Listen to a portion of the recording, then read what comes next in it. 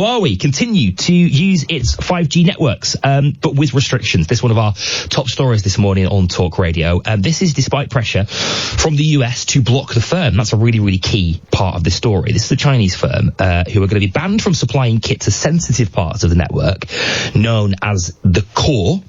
In addition, it's going to be allowed to account for only 35% of the kit in a network's periphery, which includes a lot of radio masts, actually.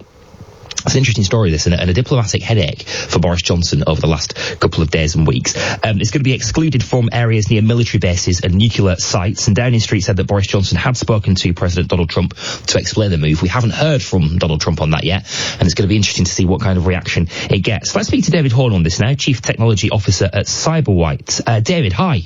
How are you doing? Very well, thank you, yes.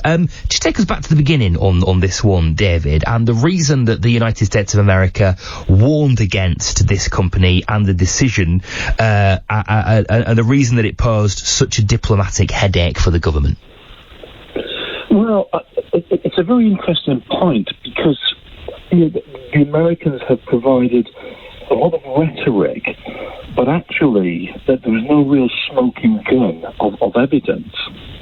There's been a lot of talk about, backdoors and the Chinese government, exercising a right to spy.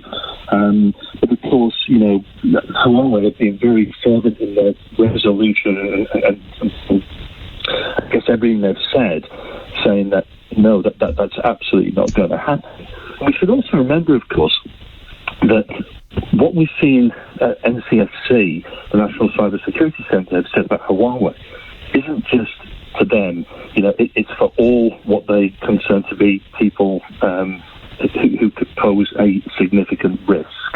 So there is a focus on Huawei, but it's not just them. And of course, I think the key is it is worth framing where we are today, because Huawei has actually provided telecoms infrastructure in the UK since 2005. So actually, even if tomorrow we decided to ditch Huawei, we can't just rip up the existing 4G infrastructure, because to do so would cost a fortune. It would risk years of delay in the adoption of 5G, and it would absolutely limit competition in 5G provisioning. So, of course, it's not just about now. And, in my experience, nobody historically has ever bought telecom services based on how secure they are. So, and here we are today discussing this. So has perhaps the Huawei deal, supported by the kind of conversations from the US, forced a shift in mindset? Or is it just that we've become a much more cyberware populace and we're just seeking that level of reassurance?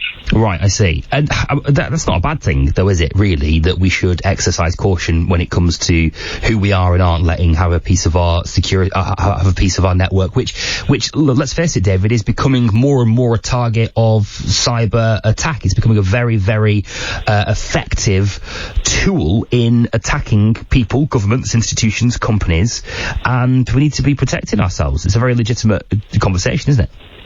It is. It's very legitimate. And this does go across all boundaries. Again, just going back to Huawei for a brief moment, if we may. I'm not sure if you're aware, but back in 2010, they did actually form the Huawei Cybersecurity Evaluation Centre, which was designed to boost confidence. However, it was originally criticised because it was effectively policing itself, as it was run and staffed by them. Now, more recently, the governance has now been strengthened, and our own NCSC now chair its oversight board.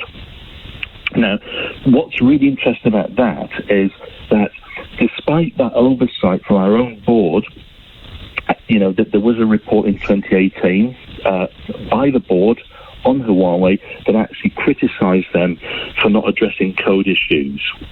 Right. And now that became quite a pivotal point. However, Huawei have, in 2019, given an absolute commitment that they will invest £1.5 billion to address that issue. So I think that there is a definite shift towards trying to address the confidence issues and some of the undermining tactics that are going on. Okay, so that's obviously going to be a sense of reassurance, I suppose. Not so much for the United States of America, though, which has created this slight headache for Boris Johnson and given him a really big decision to make. And let's put that in the context of the week we find ourselves in, David, as we head towards the 31st of January. We of course now need to be thinking about our relationship with America more than ever. Brexit's on the horizon. We will have to have a good relationship with them as we begin a trade negotiation. We talked last night on the programme about Boris Johnson having several quite key decisions to make that potentially strain relationships between the United States of America and the United Kingdom. We believe that Boris Johnson has spoken to Donald Trump. I know that the diplomacy element is not necessarily your field, David, but do you feel like this is the right decision from Boris Johnson in the context?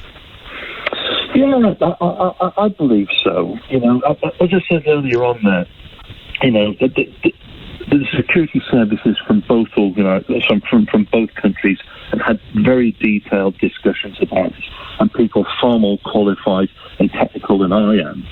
And I think, you know, what we're talking about here is security. And there are absolutely no absolutes in cybersecurity, and there's no such thing as a 100% secure system. In the end, ultimately, you know, it's all about risk, judgment, and trying to make your adversaries' lives harder. So, in essence, making the bar higher than our adversaries can reach. And of course, this applies as much to Huawei as individuals. And so, in terms of the dialogue and the discussions between the USA and the UK, will it make life difficult? I don't think so. We were too invested and had been so for 15 years before the decision was made. We've already had the other carriers. Ericsson and Nokia, who are the other 5G providers, have already come out and said as well, that they're already using Huawei kit, and if they were not allowed to continue to do so, it would have slowed their progress and potentially limited things further. That's another big problem in this story, isn't it, David? And maybe lessons that we can learn coming out of it is the lack of vendors, the lack of suppliers of this kind of kit and this kind of infrastructure. I mean, Boris Johnson was sort of had his hands tied, and that this committee had their hands tied, as you say, in as much as there wasn't much other option, was there really? No, you're absolutely right, and I think that, there's also probably pressure from our own mobile network operators like Vodafone, EEO 2 and 3, because they've also launched their own 5G networks in the last 6 months, and all of them already use Huawei equipment. So you're absolutely right.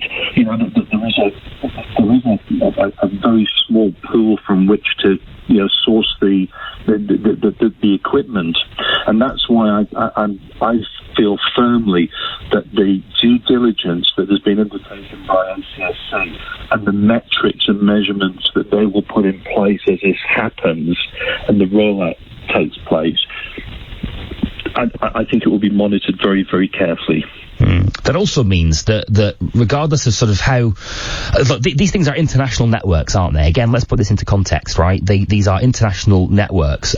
Somewhere along the chain, you're going to find China. Yeah, absolutely. But is that a bad thing?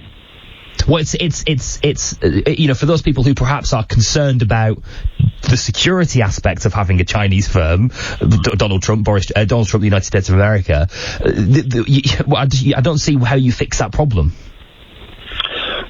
But that problem is not unique to this scenario. We can look at our critical national infrastructure too. We can look at our water companies, some of which are owned by Chinese companies. This is kind of crystallizing on 5G at the moment, but it's not a new problem. We as a country are reliant on many other countries for support and investment to deliver critical services. I think as long as the separation and the assurances are there, and we have to remember that there've been no evidence, that there's anything has happened, that any data has ever leaked from Huawei to the Chinese government. Not a shred. Now, I'm not saying that it's not possible that it could happen, but what I'm saying is if we were to look at this in clear black and white, I think we have to distill down to the facts of the scenario and say, what do we know for a fact as far as we're able to with what's in the public domain? And the simple facts are, at the moment, we haven't seen anything to support any of the claims. No, that seems reasonable at this point. Although I think the argument would be that digging a little deeper into the Chinese state does still give cause for concern. Let's just also have some perspective on this, if you will, David. When we talk about, it's a little bit abstract, isn't it? Talking about the 5G network. What areas of our lives do we rely on this network for? Well, I think it's not so much what we rely on, but what we can come to rely on. So, of course, everyone's got home broadband and such like, and what we're going to see is vastly improved speeds. In fact, 5G will very likely replace home broadband. But you're also looking at the way we use the internet, I think, will change significantly. So, if we think about things like, exactly, there's always an issue of latency, which is the lag time between a device pinging the network and getting a response. It's not necessarily hugely noticeable with 4G, but a 5G network would eliminate that. Now, what would that mean in terms of the future? That would mean there was a test done with an organisation in King's College London using a dummy patient to demonstrate how a surgeon could use a VR headset, a special glove to control a robot arm at a different location. And the glove was fitted with things like haptic feedback motors that buzzed when the dummy organ was touched.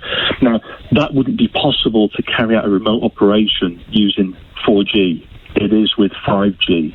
The same with, there's a lot of talk about self-driving cars, Uber and Google. Personally, I don't believe you'll get a fully autonomous vehicle without a 5G network, because then that vehicle will be able to talk and take feeds from sensors around cities like streetlights and petrol stations. Right. So there's so much more that can be delivered on a 5G network. Okay. Listen, Dave, we need to leave it there. We're out of time, but nice to talk to you, my friend. Thank you very much for your insight. No problems. Thank you very much. Good night. Take care. David Horn, Chief Technology Officer at